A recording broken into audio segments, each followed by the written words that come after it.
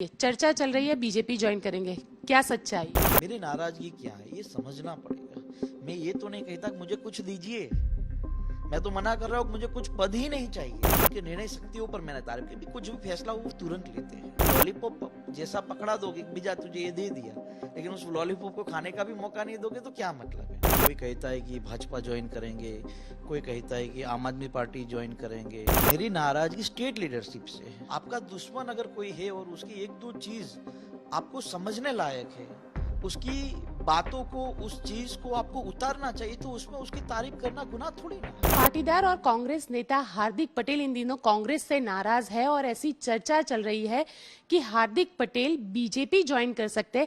इसी पर बातचीत करने के लिए हमारे साथ मौजूद है हार्दिक पटेल, उन्हीं से बात करते हैं। हार्दिक, ये बताइए, चर्चा चल रही है बीजेपी ज्वाइन करेंगे, क्या सच्चाई है? अफवाह ये थी कि मेरी तबीयत खराब है, लोगों ने पूछ पूछ कर खराब कर दी। ऐसी कोई चर्चाएं नहीं है, ये अफवाहें चलती रहती है और कहीं ना कहीं ये अफवाहें पिछले 5, 7, 10 दिनों से, कोई कहता है कि भाजपा ज्वाइन करेंगे, कोई कहता है कि आम आदमी पार्टी ज्वाइन करेंगे, कोई कहता है कि ये जो कांग्रेस में नाराजगी वो दूर हो जाएगी। सवाल ये है कि हम लोगों की चिंता क्या है। हमारी चिंता प्रदेश की जनता को लेकर है। प्रदेश की जनता की उम्मीद हम लोगों से बहुत है और जब उस उम्मीद पर हम खरे न उतर पाए तो जनता हमसे सवाल करने शुरू कर देती है। मेरी नाराजगी राहुल जी से, प्रियंका जी से नहीं है, मेरी नाराजगी स्टेट लीडरशिप से है। जो स्टेट लीडरशिप ईमानदारी से हम लोगों का उपयोग करना चाहे, वो उपयोग आज तक नहीं हुआ। मैंने पिछले बार भी जब कहा था कि गुजरात के भीतर हम लोगों ने इतनी मेहनत की, इतने गांव घूमे, इतने लोग साथ लाए हैं, तो जब पार्टी ज्वाइन की थी तो हमारा मकसद यही था कि दोनों शक्तियों को एकजुट किया जाए ताकि प्रदेश की जनता को श्रेष्ठ गुजरात देने का प्रयास किया जाए।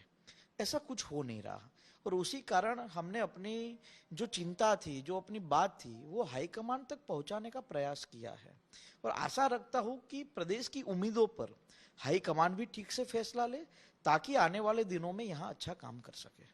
लेकिन आप बीजेपी की तारीफ करते हुए भी कई जगह पर दिखे हार्दिक। देखिए, हकीकत दो चीज है। आपका दुश्मन अगर कोई है और उसकी एक दो चीज आपको समझने लायक है, उसकी बातों को, उस चीज को आपको उतारना चाहिए, तो उसमें उसकी तारीफ करना गुनाह थोड़ी ना है। जब भगवान राम जी का मंदिर बनाने का फैसला सुप्रीम कोर्ट ने किया तो हमने सबसे पहले उस पर अपनी खुशहाली जाहिर की थी। क्यों? क्योंकि भगवान राम से, रघुवंश कुल से हम लोग जुड़े हुए हैं, क्योंकि लव कुश की संतान हम लोगों को कहा जाता है, पटेल समुदाय को। तो हमने उस बात को लेकर कहा कि चलो उन लोगों की निर्णय शक्ति तो बहुत ही बेहतर है, कुछ भी फैसला लेना हो तो तुरंत लेते हैं। और हमारी पार्टी में कहीं ना कहीं ये प्रॉब्लम थोड़ी रही थी कि निर्णय शक्ति का थोड़ा अभाव रहता है, अगर कोई फैसला लेने की बात हो तो उसमें थोड़ी देरी हो जाती है।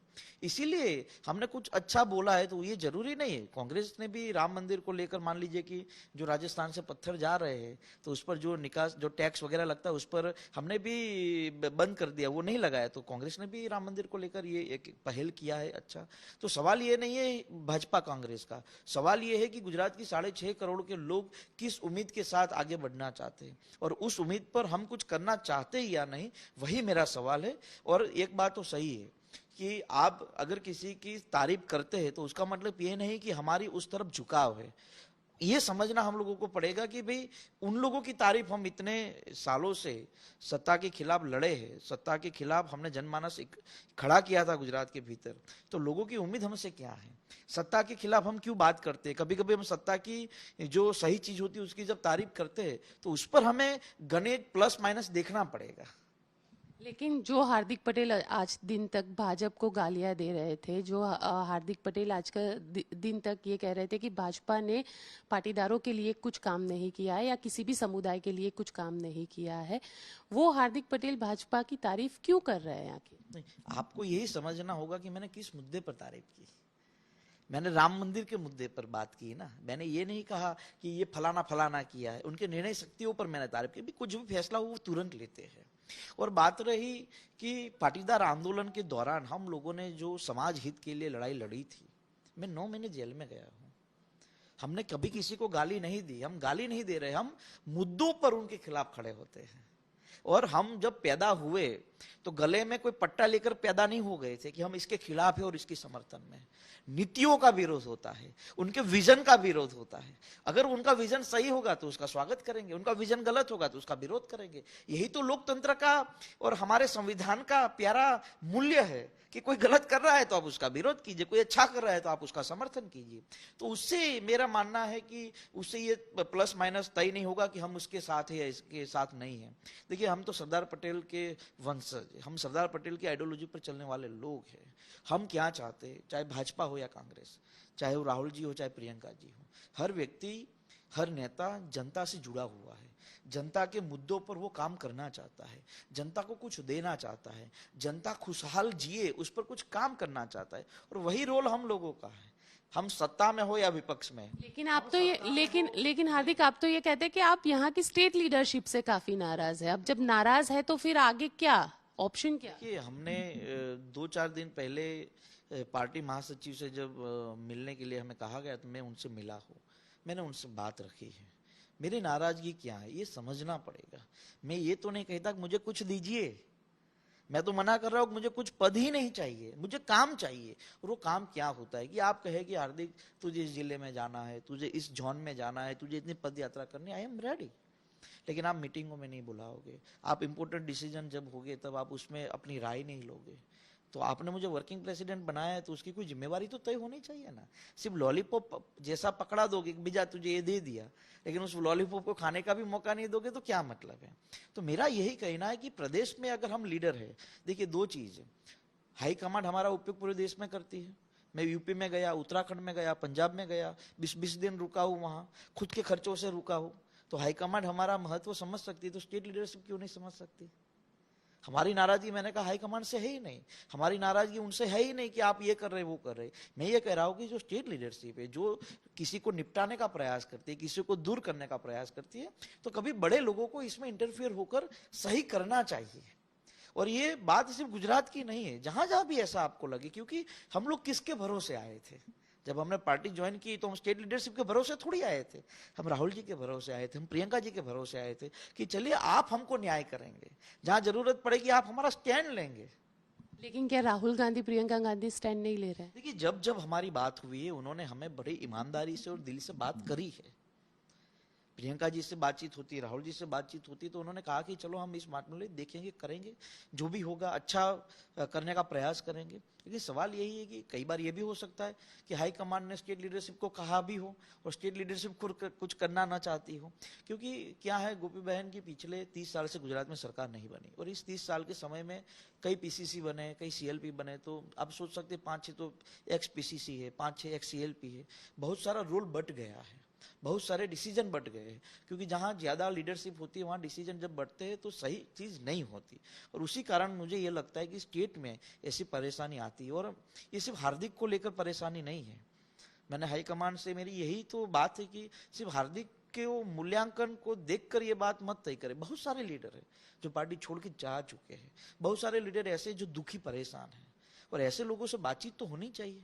और मैं यही कहता हूँ, मान लीजिए 65 एमएलए बचे आज हमारे पास, 82 थे 2017 में, 14-15 लोग चले गए, तो क्या 65 एमएलए से बातचीत हुआ? क्या उनकी दिक्कत है, क्या परेशानी है, क्या वो दुखी है या नहीं है? सवाल यही होता है राजनीति में, और एक दूसरे को संभालना पड़ता है। मैंने द्वारका शिविर में जब राहुल जी आए, राहुल जी ने कहा कि मुझे 25 लोग मजबूत चाहिए, जो लोग प्रदेश के लोगों के हितों के लिए काम कर सके, जिसको जाना है चला जाए। आपने कहा आप लीडर हो इसलिए आप कह सकते हो, लेकिन स्टेट लीडरशिप हर दिन ये नहीं बोल पाएगी ना कि जिसको जाना है चला जाए, जिसको जाना है चला जाए। ऐसे थोड़ी पार्टी चलेगी। अगर हम विपक्ष में हैं, हम इतने सालों से यहाँ संघर्ष करते हैं, तो हमें तो लोगों की जरूरत है कि आओ लोग हमारे साथ जुड़ो। हम ये कहेंगे कि जिसको जाना है चला जाए, तो उससे तो पार्टी कमजोर होगी। पार्टी को तोड़ने का काम स्टेट लीडरशिप कर रही है। तो क्या हार्दिक पटेल अब बीजेपी ज्वाइन करेंगे, वापस वही सब? नहीं, सवाल ये है ही नहीं। अगर ठीक ठाक सब कुछ होना है, देखिए गोपी बहन, हमारा उद्देश्य ना सत्ता ना विपक्ष, हमारा उद्देश्य प्रदेश है। और आज मैं प्रदेश में रहता हूँ, इस प्रदेश ने मुझे बहुत कुछ दिया है। मैंने इस 7 साल के मेरे सामाजिक और राजनीतिक जीवन में कुछ पाया है तो सिर्फ प्यार पाया है। मुझ पर 32 केस है, मैं जेल में गया हुआ हूं, मैं चुनाव भी नहीं लड़ सकता था, अभी सुप्रीम कोर्ट ने इजाजत दी है चुनाव लड़ने की।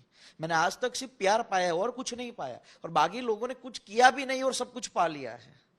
तो हम लोग प्रदेश का हित चाहते हैं और आने वाले दिनों में यहाँ के लोग, यहाँ की आने वाली 25-30 साल की जो जनरेशन है वो हमसे नई उम्मीद देख रही है और उस उम्मीद पर मैं चाहता हूँ काम किया जाए। मोबाइल में भी हर 20-15 दिन में अपडेट आता है, हमें कुछ नया अपडेट देना पड़ेगा, नया वर्जन देना पड़ेगा लोगों को, तभी लोग हमें स्वीकार करेंगे।